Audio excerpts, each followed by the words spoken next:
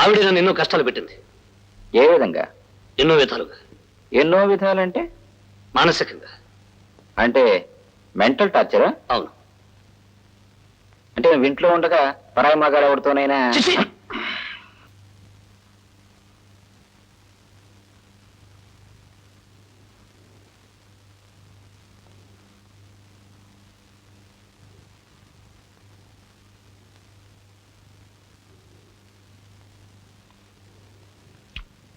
బాబు,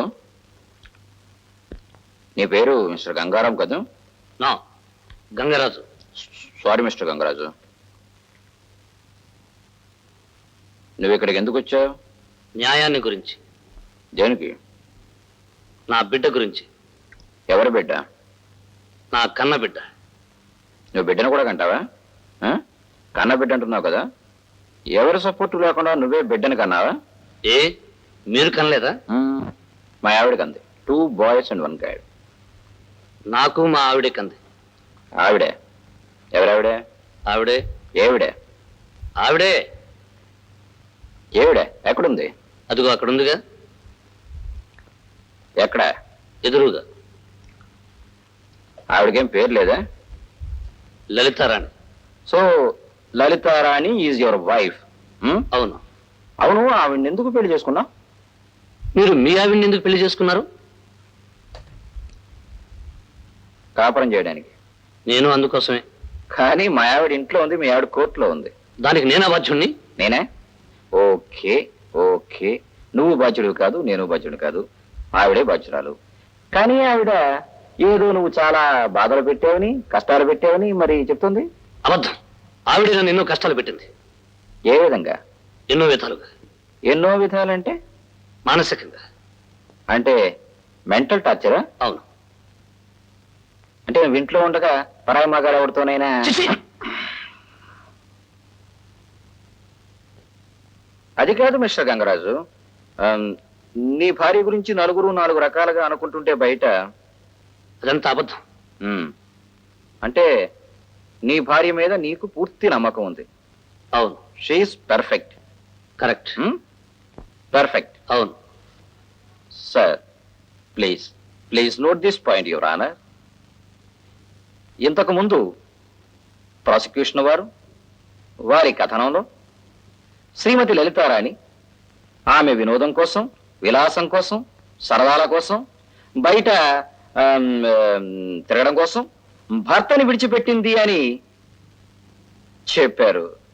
కానీ ఆమె శీలవతి అని, గుణవతి అని, పెర్ఫెక్ట్ అని సాక్షాత్తు తాళికట్టారు కదా, అగ్ని సాక్షిగా. అగ్ని సాక్షిగా తాళికట్టిన భర్త కోర్టు వారి ముందు తెలియజేస్తున్నారు. దీన్ని బట్టి ప్రాసిక్యూషన్ వారి కథనం వట్టి కథ అని. Please note this point your honour. Mister Reddy, please drop the point. But mister Rao, please drop that point. Mister Gangaraju, మీరు ఆ అమ్మాయిని పెళ్లి చేసుకున్నారన్నారు కదా, దేన్ని చూసి పెళ్లి చేసుకున్నారు? డబ్బును చూసా? డబ్బు లేదు. అంటే డబ్బు లేందా? ఉండేది. ఉంటే ఏమైంది? పెళ్లి నాటికి లేదు. అదే ఏమైందని? పోయింది. ఎలా పోయింది? 22 సంవత్సరాల లోపుగా ఆమె పెళ్లి చేసుకోకపోతే ఆ ఆస్తి అనాథ శరణాలయానికి దక్కుతుందని వాళ్ళ నాన్నగారు విలువ రాశారు. అంటే ఆస్తి ఉండగానే మీరు కలుసుకున్నారన్నమాట. అవును. మరి ఆస్తి ఉండగానే ఆమె నిన్ను ఎందుకు పెళ్లి చేసుకోలేదు? ఆస్తి ఉంటే నేను పెళ్లి చేసుకోనని చెప్పాను. ఆస్తి ఉంటే పెళ్లి చేసుకోనన్నాడు. ఎందుకంటే నిజాయితీ పరుడు కాబట్టి ఆస్తి లేకుండా ఉంటేనే పెళ్లి చేసుకుంటానన్నాడు. That's all. Thank you mister Reddy, thank you very much. ఆస్తి ఉంటే పెళ్లి చేసుకోనన్నావు కాబట్టి ఆమె నిన్ను పెళ్లి చేసుకోవాలని ఆస్తి పోయే గడువు వరకు ఆగి, ఆస్తి పోయిన తరువాత నిన్ను పెళ్లి చేసుకుంది. ఏమై రైట్? అవును. అంటే ఆమె తన ఆస్తి కంటే నీకే ఎక్కువ విలువ ఇచ్చింది. ఏమై right? Okay, please note this point your honour. ఇందాక ప్రాసిక్యూషన్ వారి కథనంలో శ్రీమతి లలితారాణి కేవలం డబ్బు కోసం కట్టుకున్న భర్తని, కన్న బిడ్డని విడిచిపెట్టి దేశాల వెంట పోయింది అన్నారు. కానీ ఉన్న డబ్బంతా విడిచిపెట్టి తన కోసం వచ్చేసిందని అగ్ని సాక్షిగా తాళి కట్టిన భర్త మిస్టర్ గంగరాజు గారు చెప్తున్నారు. That means your honour, prosecution వారి కథనం వట్టి కట్టు కథ అని. Please note this point your honour. Mister Reddy, please stop this point also. Thank you. Mister Gangaraju, ఆవిడ ఎందుకు వదిలేశావు? చెప్పానుగా. చెప్పేవాళ్ళు 10 చెప్తుంటారు, మేము వింటుంటాం. నువ్వేం చెప్తావో చెప్పు, మేము వినాలి కదా. డబ్బు పిచ్చిలో పడి ఇంటిని నన్ను బిడ్డను పట్టించుకోకుండా పోయింది. పట్టించుకోకుండా పోయింది అంటే? ఇంటి పట్టున ఉండలేదు. ఓహో, నువ్వు పట్టుకుంటున్నావా? నేను మగాన్. అంటే యూ మీన్ నీకు 4 తలకాయలున్నాయా మగాడు అయితే? Objection your honour, he is diverting the case. Objection sustained. I'm sorry your honour. I'm sorry mister Reddy. You see mister Gangaraju, మనం మగవాళ్ళం, మనం ఏం చెబితే అది ఆడవాళ్ళు వినాలి. సో నువ్వు ఆమెకు చెప్పావు, ఆమె వినలేదు, నాట్య ప్రదర్శనలు మానలేదు, అందుకని నీ కోపం వచ్చింది. కోపం వచ్చిన వెంటనే ఆమెను విడిచిపెట్టేశాం. Am I right?